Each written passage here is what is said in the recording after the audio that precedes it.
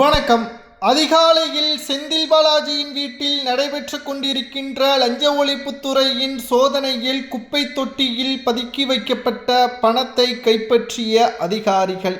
நண்பர்களே, இந்த வீடியோவிற்கு ஒரே ஒரு லைக் மற்றும் சப்ஸ்கிரைப் பண்ணிருங்க. ஸ்டாலின் கதை முடிந்தது.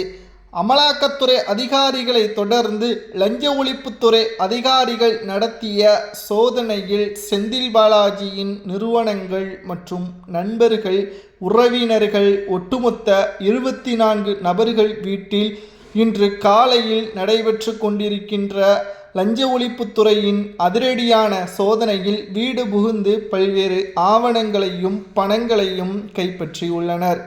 அதில் தாவேகாவின் ஆட்சியவே கலைக்கக்கூடிய ஆதாரங்களையும் கைப்பற்றியுள்ளனர்.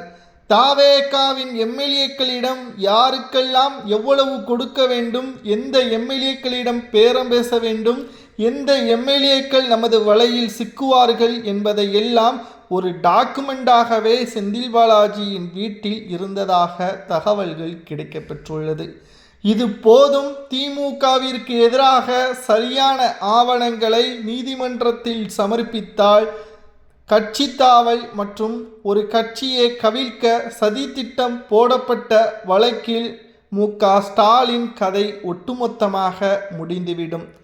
மு.க.ஸ்டாலின் அவர்கள் கடந்த 10 ஆண்டுகள் ஆட்சி அமைக்க முடியாத ஒரு சூழல் இருந்த போதை மறந்துவிட்டாரா? மீண்டும் அரியணையில் ஏறிய பிறகு, கிரீடம் தலைக்கு மேல் வந்த பிறகு அதை சரியாக பயன்படுத்த தவறியதன் காரணமாகத்தான் மக்கள் உங்களது முதல்வர் பதவியை பறித்து முதல்வராக விஜய் அவர்களை தேர்வு செய்ய வைத்துள்ளார்கள் என்பதை மறந்துவிடக்கூடாது.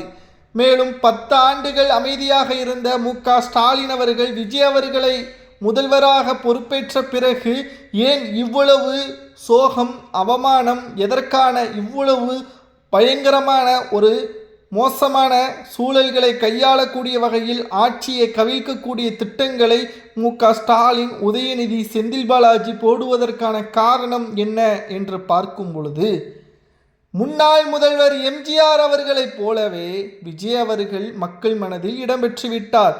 அரியணையிலும் ஏறிவிட்டார். அவரை போல தொடர்ச்சியாக 2, 3, 4, 5 முறை வரிசையாக முதல்வராக வந்துவிட்டால் தமிழ்நாட்டில் திமுக அகற்றப்படக்கூடிய கட்சியாக மாறிவிடும்.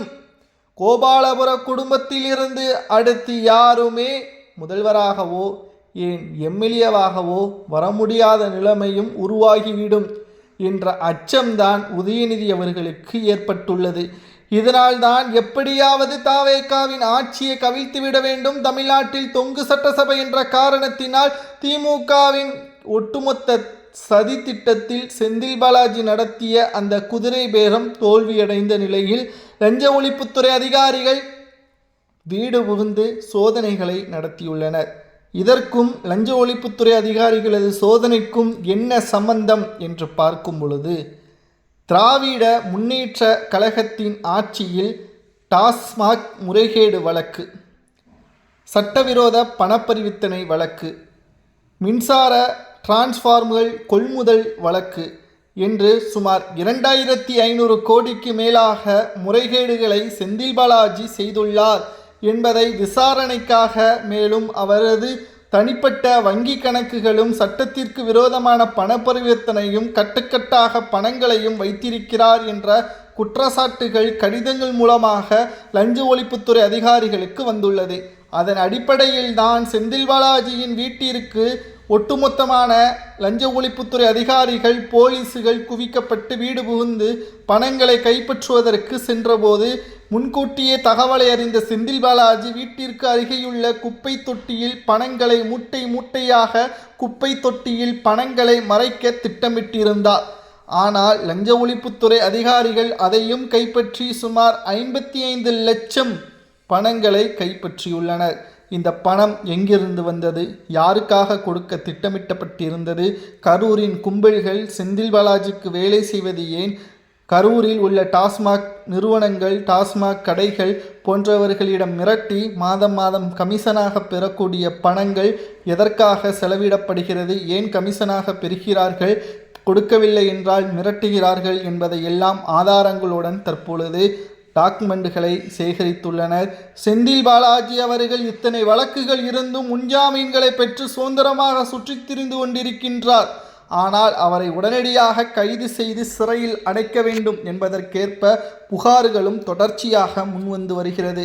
மேலும் குப்பை தொட்டியில் பணங்களை போட்ட காரணத்தினாலும் அந்த பணம் எங்கிருந்து வந்தது என்பதை சொல்லாத காரணத்தினாலும் உடனடியாக கைது செய்யப்படலாம். இது மு.க. ஸ்டாலினுக்கும் மிகப்பெரிய ஆபத்தாக மாறிவிடும் என்ற தகவலும் கிடைக்கப்பெற்றுள்ளது. தமிழக அரசியலில் மிகப்பெரிய ஒரு திருப்பமாக செந்தில் பாலாஜி அவர்களை தொடர்ச்சியாக 7வது முறை விசாரணை வளையத்திற்குள் லஞ்ச ஒழிப்புத்துறை அதிகாரிகள் மற்றும் அமலாக்கத்துறை அதிகாரிகள் சுற்றி வளைத்துள்ளனர். மேலும் செந்தில் பாலாஜி திமுகவின் பாரம்பரிய கட்சியின் தொண்டன் கிடையாது. அதிமுகவில் இருந்துதான் திமுகவிற்கு வந்துள்ளார். தற்பொழுது தாவேக ஆட்சி அமைத்துள்ளதால் எப்ப வேண்டுமானாலும் திமுகவிடம் இருந்து வெளியேறக்கூடிய ஒரு சூழலும் இருக்கிறது. ஆனால் இப்பொழுது திமுகவின் விசுவாசியாக இருக்கக்கூடிய செந்தில் பாலாஜி அவர்கள் கரூர் கோட்டையாக தனது கட்டுப்பாட்டில் வைத்திருந்தார். என்றைக்கு முதல்வர் விஜய் அவர்கள் அரசியலுக்கு அடியெடுத்து வைத்தாரோ அன்றைக்கே கரூரில் இருந்து கோவை தெற்கிற்கு இடமாறிவிட்டார். தற்பொழுது எம்எல்ஏ பதவியில் இருக்கக்கூடிய செந்தில் பாலாஜி அவர்கள் சிறப்பு எம்எல்ஏ எம்பிக்களுக்கான நீதிமன்றத்தில் ஆஜர்படுத்தப்படுவார். விசாரணையின் முடிவில் அவருக்கு என்ன தண்டனை வழங்க வேண்டும் என்பதை மக்களாகிய நீங்கள் தான் கூற வேண்டும். திராவிட முன்னேற்றக் கழகத்தின் ஆட்சியில் சுமார் 5 லட்சம் கோடிக்கு மேலாக கடன்களை பெற்று அதில் 2 லட்சம் கோடிகள் திமுகவின் மாஜி அமைச்சர்களை பெருமளவில் சொத்துக்களாக சேகரித்துள்ளார்கள் என்ற குற்றச்சாட்டுகளும் முன்வைக்கப்பட்டு வருகிறது.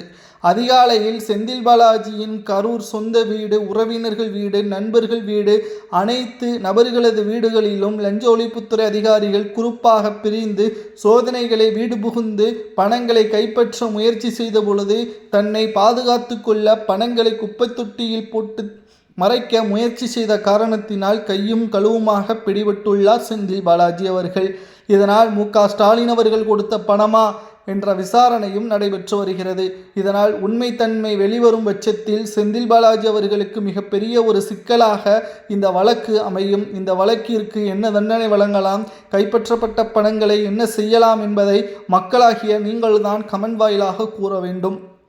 திராவிட முன்னேற்றக் கழகத்தின் ஆட்சி மீண்டும் அமைப்பது உறுதி என்று மு.க. ஸ்டாலின் மேடைக்கு மேடை கூறுகிறார்.